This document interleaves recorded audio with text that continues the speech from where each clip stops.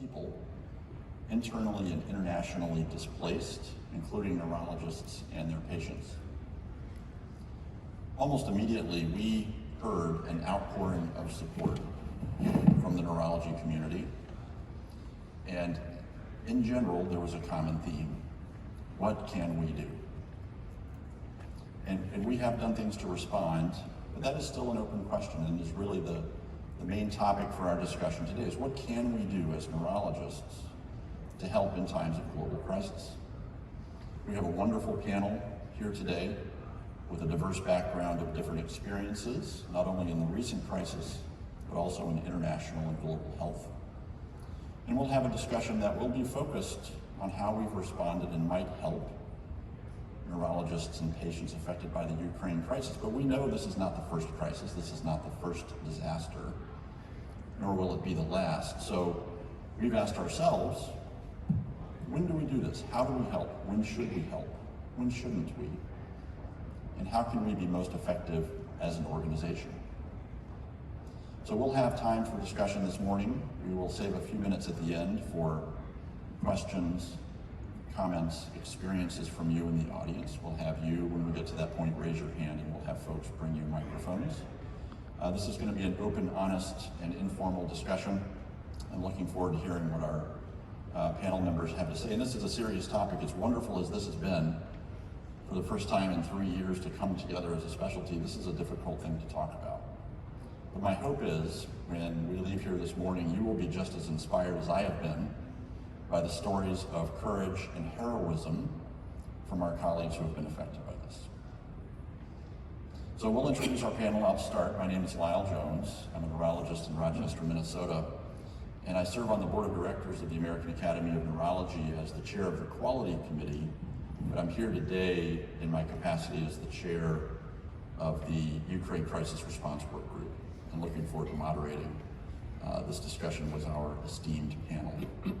And we'll introduce ourselves. I'll turn it over to Dr. Avitzur to introduce herself. Thank you. I'm Orly Avitzur, and I'm president of the AAN. I requested that Dr. Jones head this work group on Ukraine a couple days into the Ukraine war, and he graciously accepted. He was one of the first people to contact me early on and ask, is there anything we can do about Ukraine? So I'm very grateful for your help. Thank you for the opportunity. Ralph. I'm Ralph Jozefowicz. I'm a professor of neurology at the University of Rochester in New York. And I've been very involved in the Academy over the years in education, but I'm presently living, not right now, but in Krakow, Poland on a 6-month Fulbright sabbatical. I arrived on January 4th and flew in for the meeting, and Thursday I'm going back to Poland for an additional 2 months. So I'm teaching neurology at Jagiellonian University in Krakow, and I have a lot of contacts in Poland, so I could discuss the situation there as well as the outreach of the Polish medical community towards their Ukrainian neighbors. This is not a hologram. This is the actual Ralph Jozefowicz. And we're very grateful. Aaron. I'm Aaron Berkowitz. I'm a neurologist in Los Angeles. I'm the outgoing chair of the global health section of the AAN. I don't have any direct experience in Ukraine, but have worked in other resource-limited settings and consult for Doctors Without Borders and Partners in Health. And Dr. Chen. Good morning, I'm Jerome Chen. I'm a neurologist at New York University. I'm the chair of the International Subcommittee here at the AAN. For the past decade, I've been involved in neurology education in Africa and Asia, and as for Aaron, have quite a bit of experience in neurology care in resource-limited settings. So thank you all for being here. We have, again, a diverse background of expertise in this and other types of crisis. So we'll start perhaps with Orly, and you alluded to how this work group began and how we initiated this work. Can you tell us kind of what led in those early days of the conflict to starting the Academy's response? Yes, so I had 2 committee meetings to and one was yours, and one was Dr. Klein. Are you here, Dr. Klein? Yes, thank you. And in my presentation, there was a slide that always talks about our international presence, and we have 8,500 international members. It was about 2 days after Russia invaded Ukraine, and my immediate thought was, how can I even talk about this? We may have members in Ukraine, and what does that mean? So I looked up our database. If you don't know about it, it's an.com/member search. I'm on it every day as a journalist writing for this organization, but I selected by region Ukraine and found there were 34 neurologists in Ukraine. And so during that meeting, actually, I contacted my editors and I said, we have all these members in Ukraine. It must be incredibly difficult right now. I'd like to write a story, and I don't have much time to write stories for neurology today anymore, so I select them when I'm really, really moved by a subject and very carefully, and they gave me permission to do that. I decided to reach out to female neurologists in Ukraine because I thought the men had all been drafted and would not be available, but I also thought, I'm sure I won't get any responses, and my editor wanted me to know that it was very unlikely they would respond. But 3 women responded to me, including one by the name of Solomia Bandriska. She had been a neurologist for 4 months, 24 years old, and she said, I am from Kyiv. I will stay here with all my patients until the end, and that's what she's done. So it became very personal once I got to know these neurologists. She has stayed in touch, and I keep checking in with her because I'm so worried about her. She's been living in the hospital in Kyiv for as many days as there have been more now, and she's incredibly brave and incredibly dedicated, and said, how can I leave my patients? They're hooked up to IVs. They're really sick hospital patients, and there's no way they can leave. So there's Jozefowicz, who's my editor for Neurology Today. I've now written a couple stories, but that was kind of how it all began. That's how it all started. And you mentioned Dr. Bandriska, and we have, as an organization, reached out to all of those members in Ukraine, and we've heard back from a few. And it's really been compelling to hear how their priorities have changed in the midst of conflict. We do hear that they want resources that the Academy can provide, but sometimes it's really more about physical safety. And we know a lot of people, including patients with neurologic problems, have been displaced. Many of them have been displaced into Poland, and Ralph happened to be in Krakow at that time. So Ralph, from your perspective in Krakow, how did this unfold from being just a few hundred miles away? Well, Krakow is about 200 miles from the border, and it's a very old medieval Renaissance city, and Jagiellonian University is located there. It's one of the oldest universities in Europe, and that's where I've been traveling for 25 years to teach neurology, bringing residents and students from Rochester with me. So I arrived on January 4th on my second Fulbright sabbatical, and it was right in the middle of COVID, so there was some COVID restrictions, but we were teaching, and then the wave of COVID increased and then decreased, and then all of a sudden the war broke out. And it was so upsetting to hear about what was going on. Everyone was anxious. And as you know, there have been several million Ukrainian immigrants who basically left Ukraine, and the majority of them went to Poland. So over 2 million Ukrainians basically came to Poland. Now, so how did Poland handle this? Well, first of all, prior to the war, there were 2 million Ukrainians living in Poland who basically came in 2014 after the Crimea invasion. And so a lot of the Ukrainian immigrants, the refugees, basically went to stay with family and friends. And then Poland has been paying Polish families $10 per person per day to house Ukrainians. And so there are no refugee camps in Poland at all. And there's lots of Ukrainians in the country. In Krakow, they get free transportation on the trams and on the trains.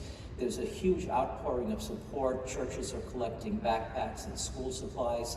And from a medical standpoint, physicians are collecting medications. I have a friend who's one of the deans there. He's an endocrinologist, and they've been sending insulin to Poland. For the neurologists, there's a great need for basic anticonvulsants.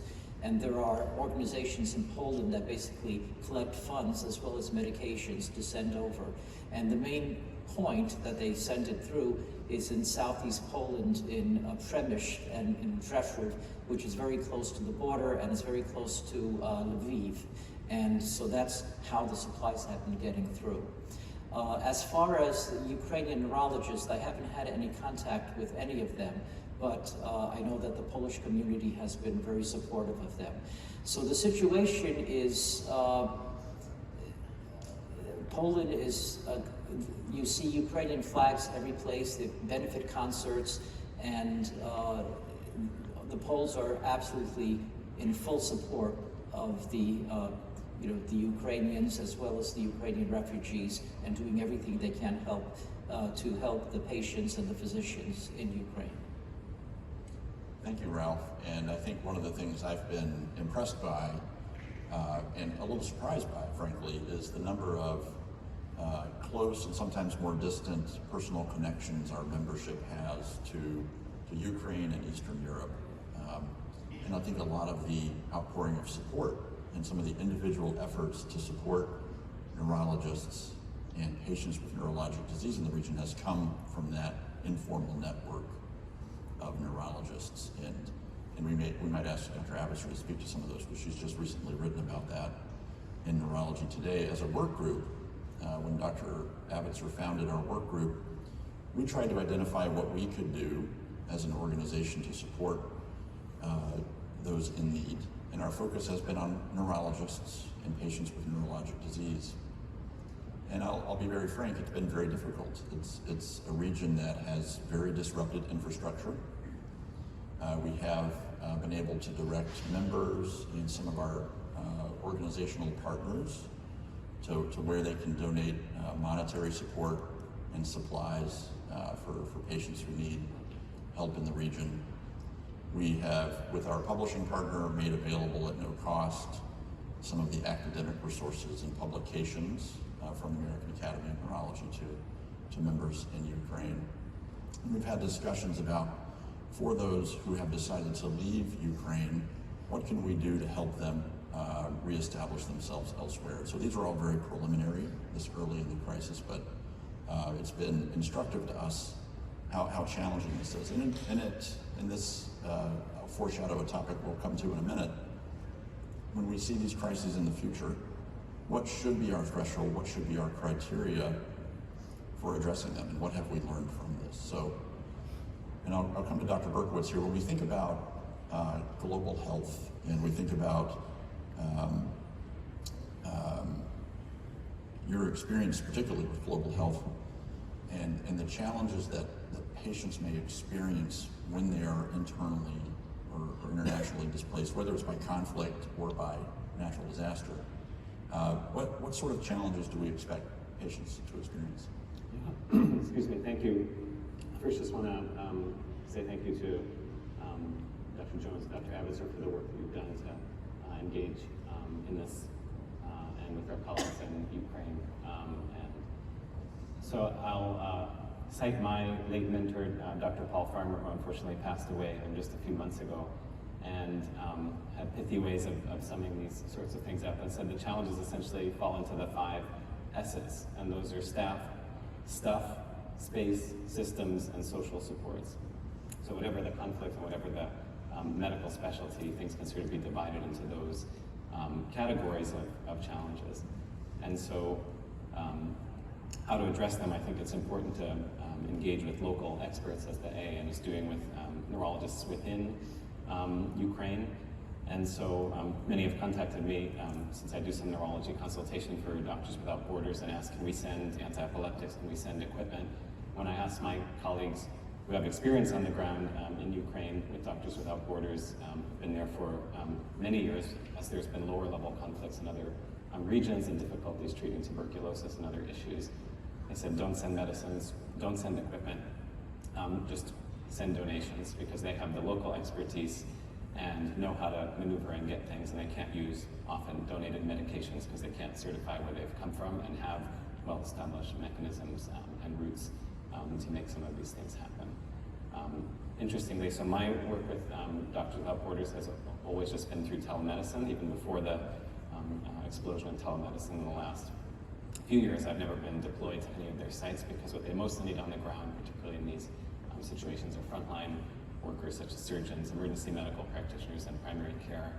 And in situations of displaced individuals, it's often much later. So I'm pretty active on their telemedicine platform for neurology consults and actually haven't received a single consult from Ukraine, people have asked, but received many from slightly more places where more time has passed since displacement. So early on the needs are very acute, related to injuries, combat injuries, difficult access to food, water, etc. And then as sort of the dust settles, so to speak, and people emerge that have epilepsy and have run out of their medications, have Parkinson's and have run out of their medications. So there's sort of this first wave where people with expertise in disaster response, in conflict zones, and with the needs of displaced people, both physical and mental health needs, are sort of just doing the very acute needs, and then sort of emergent after that is probably when the neurologists will be more called to assist, in my experience. Thank you, Aaron. It's an interesting observation about the telemedicine. It's one of the ideas we had early on, right? This is one thing that after the pandemic we have much more robust capabilities, right, with providing telemedicine support, but there hasn't been a lot of demand for that. Is that a little surprising, or is that something that you would anticipate from our experience?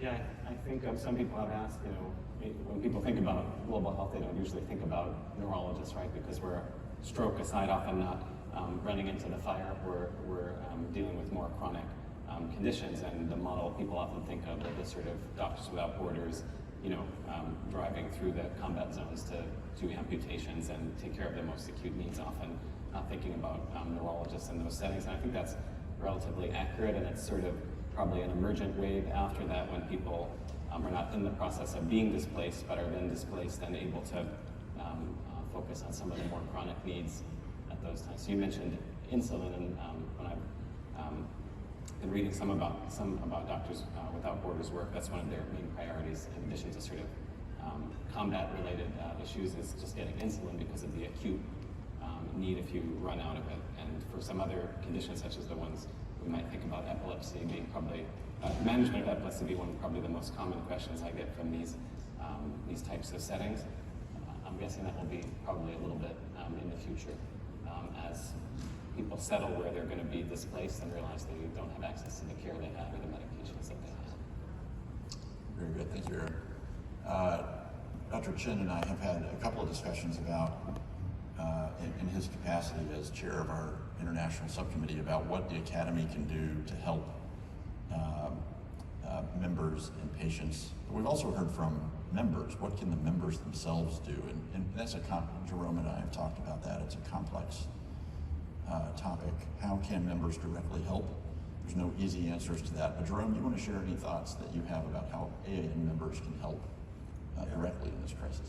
I think this is a great forum for us to start thinking about, global conflicts beyond just Ukraine. I think, first let me say that globally there are more than close to 100 million forcibly displaced persons now.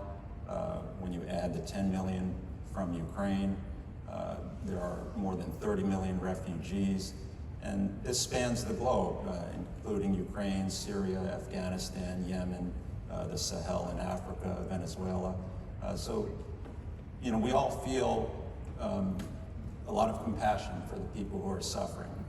And, sitting here on stage and sitting here in the audience, I think many of us feel somewhat helpless in terms of what we can do as individuals and neurologists. The AN is taking great strides here to kind of brainstorm and find ways that we can help in a direct manner. But as AN members here and in other countries, we have many international members. I think the best thing we can do as individuals right now is to donate to established humanitarian organizations who are on the ground, first line, providing not just medical care, but housing, shelter, food. These are things that all displaced persons need. And not just medical illness, but a lot of these people are suffering from severe psychological trauma, and mental health disorders we must recognize as a big part of the journey for the forcibly displaced persons. So right now I think looking at organizations that you feel resonate with you and that are vetted and are doing real work on the ground, providing resources to refugees and internally displaced persons. Thank you. Dr. Chen has a great depth of experience in this world, and it is challenging. The opportunity to work as a team is not just within our organization, it's also with other organizations. There are many like-minded groups, professional societies, and other organizations who have had a similar sentiment that we have had, that we would like to do something to help. And as an academy, we have reached out to a number of international organizations, including in Europe, some neurology groups, some non-neurology groups, and are working to coordinate. And I think that is part of the current and part of the future solution, so you can have the greater effect that a larger group of people can have, and coordinating those efforts. And I'll look to our president here with this question, and maybe pivot to something that Jerome was alluding to. When we think about the future, we know that there will be future disasters. We know that there will be future crises. As an organization, Orly, what do you think the Academy's role, and we might get some feedback from the whole panel on this, what do you think the Academy's role will be in future conflicts and future disasters? Yeah, I think that we will definitely take a look at situations when they're presented to us. What made this a little bit different is that members in Ukraine reached out to us with various requests. And then our members in the United States, who have been working so actively, contributing every spare moment to raising funds to ship medications to Ukraine, to create telemedicine, to create documents, translate them into Ukrainian, and then provide them to Ukrainian neurologists. Their efforts have been so extraordinary, and when they ask us to assist, our duty as an organization, I believe, is to really serve our membership wherever it is. So that's what made this one a little bit unique. There are so many members who are directly affected and indirectly affected by this, and working so hard in these grassroots efforts throughout the country, and Florida, and at Boston Children's, and in Cleveland, and Rochester, New York. Members have just teamed together to be incredibly powerful in what they can do. I read yesterday that a third shipment of anti-seizure medication was shipped to Ukraine from one of these groups, and their efforts have been extraordinary. One neurologist in Florida, Svetlana Faktorovich, she raised a lot of money, and then she went to her hospital and she said, "Can I purchase these anti-seizure meds wholesale?" Succeeded in that, continued to raise money, and then asked her hospital for help in creating a non-profit organization so the tax burden was less, and more of that raised money could go towards shipment to Ukraine. They have connections with the Ministry of Health and have figured out the logistics on a day-by-day basis, where to ship, who will receive. Extraordinary. So when members are asking us to help them in small and other ways, that is really what we're here to do. We're here to serve our membership. Totally agree, and this is maybe a little bit of a plug for Dr. Safdie. If you haven't read those several stories in Neurology today, I encourage you to do so. That really is part of, personally for me, where the inspiration has come from. The folks who have committed time and their personal and professional resources on their own behalf to help patients and neurologists in Ukraine. And having spoken with people in the region, the stories of bravery are fairly remarkable. I think when we hear from members about the potential for engagement in future conflicts, we are learning from this process as an organization. We know that we have a role. We know that we have current and future opportunities to help in times of similar crisis. And one of the positive things I think we'll take away from this as an academy is a better understanding of what we can do. How can we channel our finite resources to help in the future, wherever it may be in the world. So that's one of the things that I think you can expect to hear from us as we go through our work with the work group. So a question for maybe the entire panel, and I'll just let you all just kind of jump in.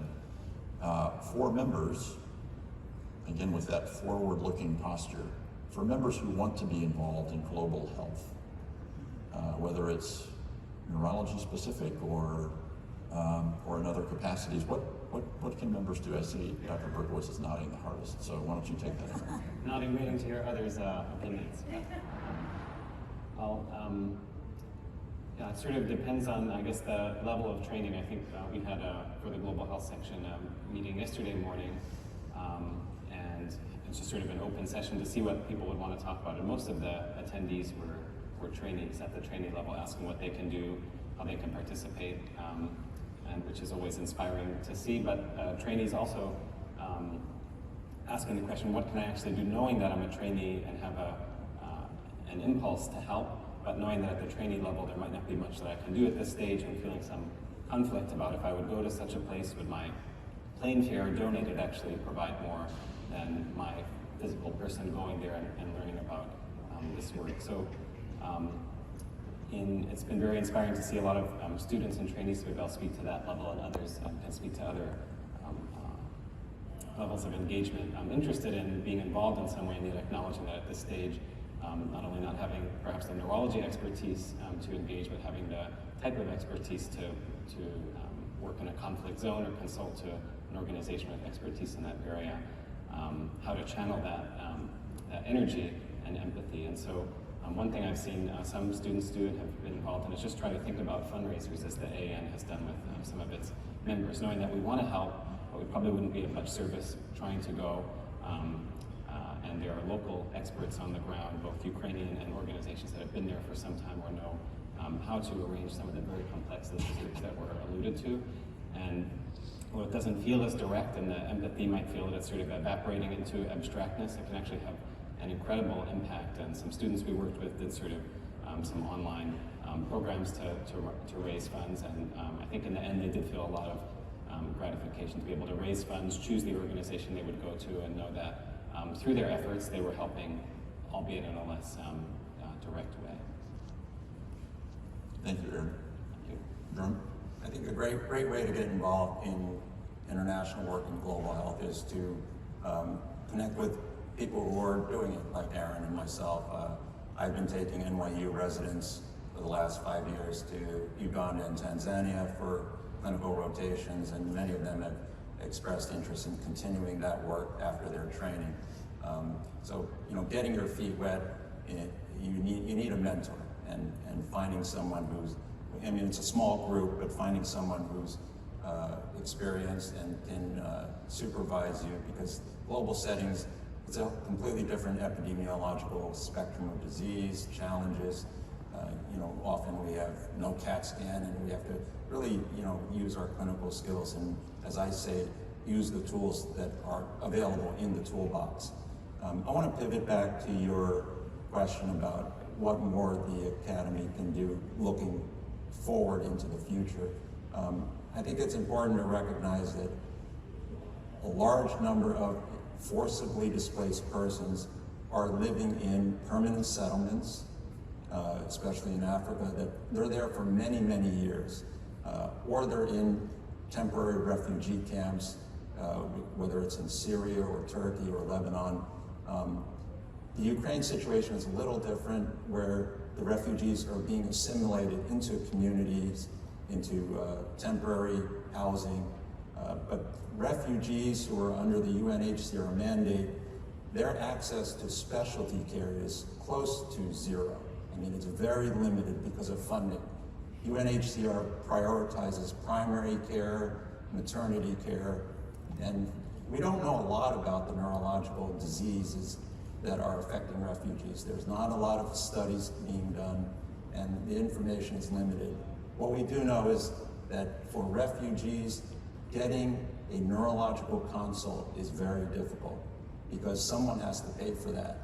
Getting a CAT scan is very difficult. I have seen refugees, I have treated refugees at the National Hospital of Uganda in Tanzania who have come hundreds of miles, they're dropped off at the hospital, and we have no money or resources to get them studies or treatment.